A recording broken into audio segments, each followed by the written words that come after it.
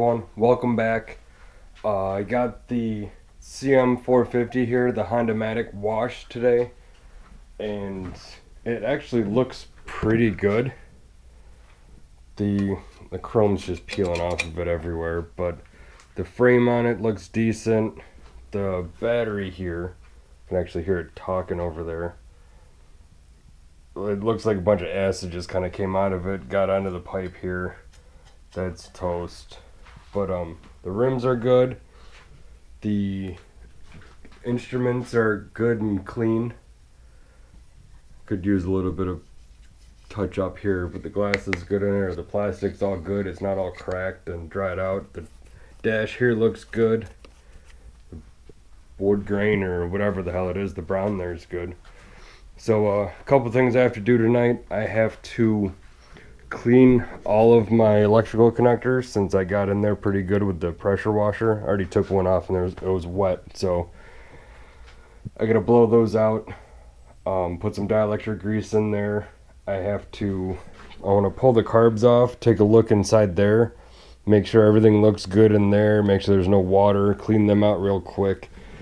Just do a quick once over in there just to make sure everything's right. And since I found water in the petcock there, I want to make sure there's no water in the carbs anymore. I want to take this air box off because they hacked into it for these pod filters. I already ordered a new one on eBay with the cover that goes on top. I think it ran me around 70 bucks for both of them. It's not bad. You can't get them OEM anymore, so I got those coming. I got to clean the carbs. I have the tank over here that has a little bit of rust inside, right inside along the seams here on the inside where they're welded together. There's a little bit of rust there just on both sides, but overall the tank looks good and clean on the inside, which I'm super happy about because that's like one of the biggest things with bikes sitting for so long is they get rusted and it's just a pain in the ass to get them clean. This one, I'm just going to toss some vinegar in here. I got, 64 ounces of vinegar. I'll toss some nuts and bolts in there, shake it around a little bit, try to work them into the seams and try to knock any flakes free. I saw, well, there's this piece of paper towel that came out of it.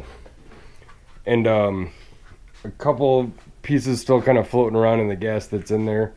And also a couple dirty or dead bugs.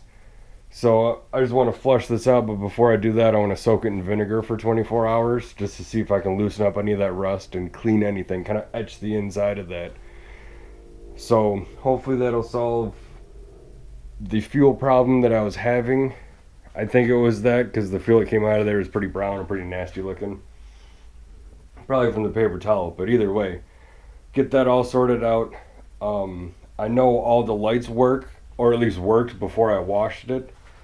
I have a leaky fork seal here that I have to address, but other than that, I think it's pretty much inspectable. We have the title for it. I'm going to have my wife register it, get that going, so then once this is up and running, I could possibly go get it inspected, and then by that time I'll be able to continue the project and actually putting money into it, because it'd be nice to have an inspected bike until wintertime, and then wintertime comes, I'm going all out. So it'd be nice to have that all done and inspected, a bike ready to go. So maybe if I want to let it sit, it'll sit. That's cool, whatever. But I'll have an inspected, registered, ready to ride bike. It's safe and ready to put some money into. So I'm gonna go ahead and get this tank going first so I can get that marinating and soaking. Then I'll go ahead and do the electrical stuff and get those carbs done. Alright, the first thing I'm going to do is clean up the neck of this a little bit because we have a little bit of rust hanging out here. Just a little bit around the top. I'll clean that out, clean the inside just a little bit. All I'm going to be using is all I'm going to be using is a little bit of Scotch-Brite here and just kind of knocking the stuff off of there.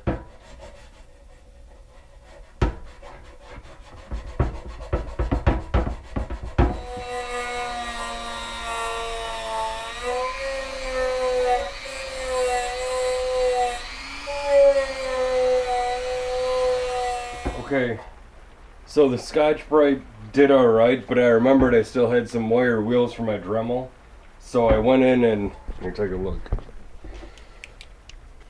Actually cleaned the inside of it here. I got that all nice. I even got that collar down below, the little splash guard there. So, man, I wish I could get down in there with it, but... So that's all cleaned up. Now I'm going to go ahead and cap it off. Couldn't find much of a cap other than this, off of a RTV, or gasket maker tube deal. So I'm just going to stuff it in here. Actually fits pretty good. Get that in there the best I can. Hope for the best. I got a finger off of a glove here. I'm just gonna put over the top of that, and then I'll rubber band it here. If I can find my rubber band.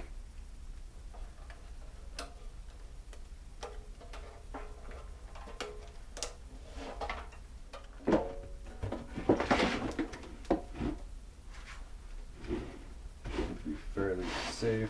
Like that.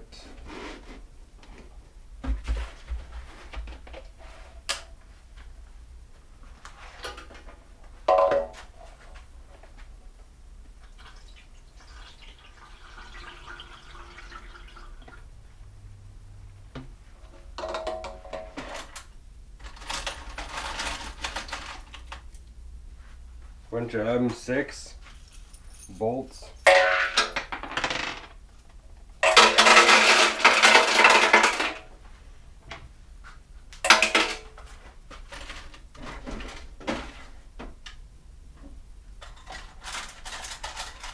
Yeah, that should work. That should work. Ooh.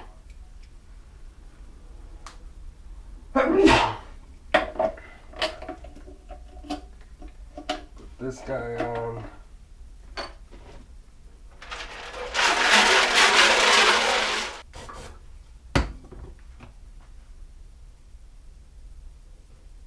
Let that sit for a little bit.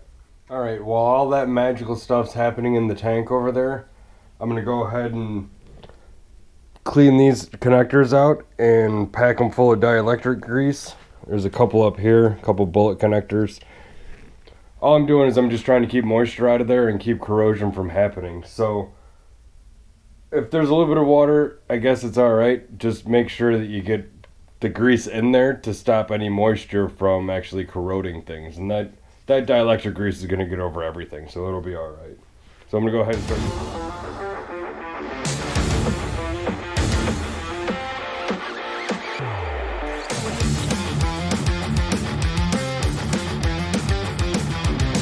Alright, now that I got all the electrical connectors cleaned out, packed full of dielectric grease, I know that's probably not going to be an electrical issue when I go to restart it with a new battery in it.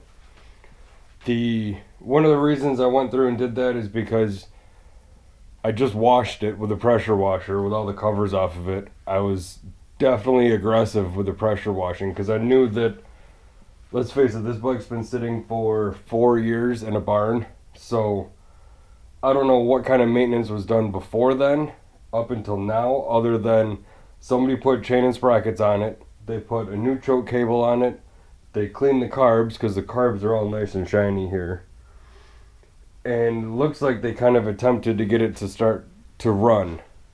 I think he was just doing that to sell it, because the chain had sit for 4 years in a barn, so they would kind of rust. Gonna go ahead now and take these carbs off. I'll get these stupid pod filters off and pull these carbs off and take a look inside those.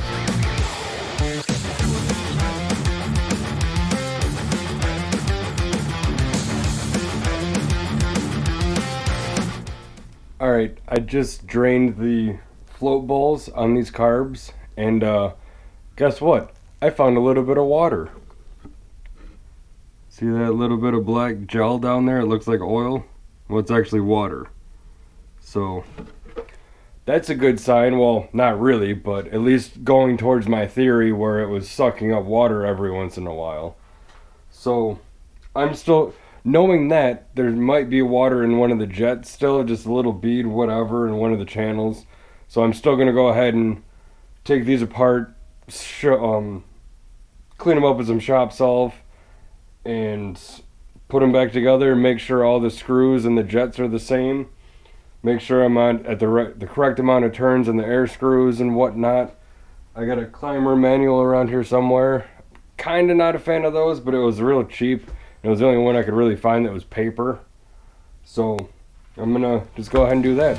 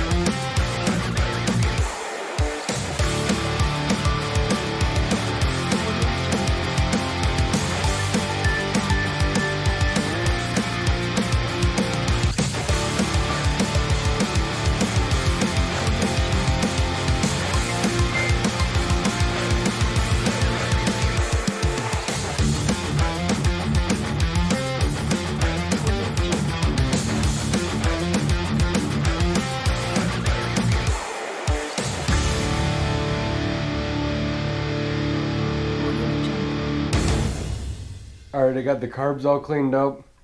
Super happy that I found that both pilot jets were clogged. I actually had to use a wire off of my wire wheel on my grinder to plug through and clean that hole out.